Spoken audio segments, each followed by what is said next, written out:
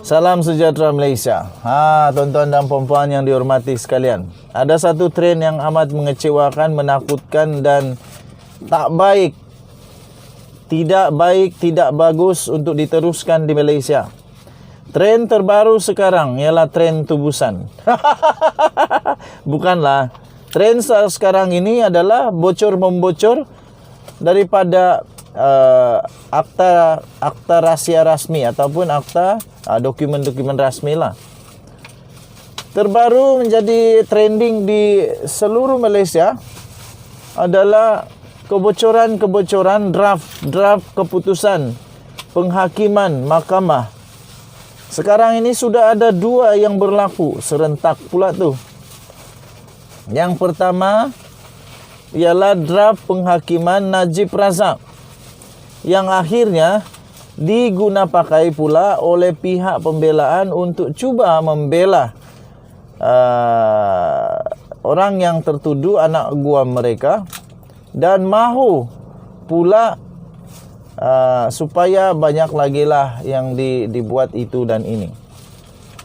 Okey, tuan-tuan dan puan-puan, Najib Razak punya draft penghakiman pun bocor, sudah disiasat polis. Kemudian penghakiman seterusnya yang bocor, Rosmah Mansor pula pun bocor juga. Sekarang ini, kalau tren ini terus menerus, adakah penghakiman untuk Zahid Hamidi pun bocor juga? Mungkinkah draft penghakiman bagi Zahid Hamidi pun bocor juga? Dan draft itu pun adakah sama seperti Najib Razak dan Rosmah Mansur, iaitu Zahid kalah? Kalau tren ini terus berterusan, tak dibendung dan tak berhenti, ya tidak mustahil draft penghakiman Zahid Hamidi pun bocor. Tidak mustahil draft penghakiman Zahid Hamidi kalah teruk di mahkamah, dipenjara lebih lama, dan dipenjara, didenda pun besar daripada Najib Razak. Tidak mustahil akan bocor juga. Kerana itu, saya sebagai rakyat Malaysia mahu supaya jabatan kehakiman, terutamanya di pejabat-pejabat kehakiman, pastikan dokumen-dokumen itu hanya mereka yang bertanggungjawab, yang ada peranan, yang ada kepentingan, yang ada kerja dengan dokumen itu saja yang pegang dokumen, yang ada akses dengan itu dokumen. Bikin pening kepala polis lah macam begini. Jabatan kehakiman pun pening. Apalagi semua orang jadi pening, rakyat lagi pening. Macam mana perkara-perkara begitu boleh berlaku? Jadi jangan sampai penghakiman Zahid pun bocor. Jangan sampai penghakiman Zahid dia dipenjara berpuluh tahun, beratus juta, kalau beratus juta denda lah, pun bocor juga. Takkanlah lepas ini perbicaraan Bung Mokhtar, dia punya anu pun bocor, lepas tu semua yang lain pun bocor juga kah? Jangan. Okey, jangan. Harap-harap semua dapat dibendung dengan secepat mungkin. Jangan biarkan sampai ia jadi parah dan menjadi pandemik. Jadi penyakit sersema biasa, tidak apa, tidak ada masalah. Tapi kalau sudah jadi pandemik, itu berjangkit-jangkit itu. Satu demi satu timbul, satu demi satu timbul. Lama-lama susah dikawal. Jadi padan muka kepada mereka yang bertanggungjawab dan didapati bersalah nanti dan diambil tindakan. Siapa suruh kamu pergi kasih bocor? Walaupun itu hanya draft, tiada kena-mengena dengan Hakim Zaini, tapi tengoklah apa yang terjadi. Bikin huru-hara di mahkamah. Kita jumpa lagi.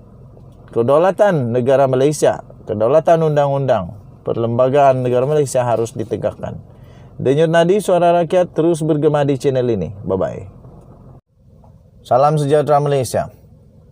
Hakim Muhammad Zaini Mazlan yang telah menjatuhi hukuman penjara 10 tahun penjara dan denda 970 juta kepada Rosmah Mansor disahkan.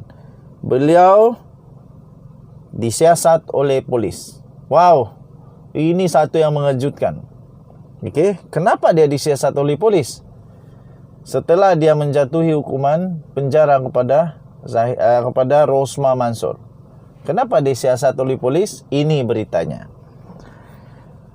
Daripada malaysiakini.com, draft kes Rosmah bocor. Oh, rupanya kerana draft kes Rosmah yang bocor, polis rakam kenyataan Hakim Zaini.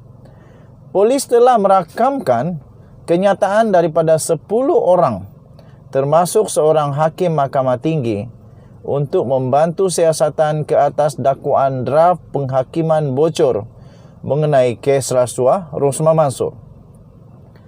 Ketua Polis Daerah Sentul, Beh Eng Lai, berkata, kenyataan itu diambil daripada kaki tangan mahkamah dan Hakim Zaini Mazlan yang mendapati Rosmah bersalah atas ketiga-tiga pertuduhan semalam membabitkan projek solar hybrid bernilai 1.25 bilion di Sarawak.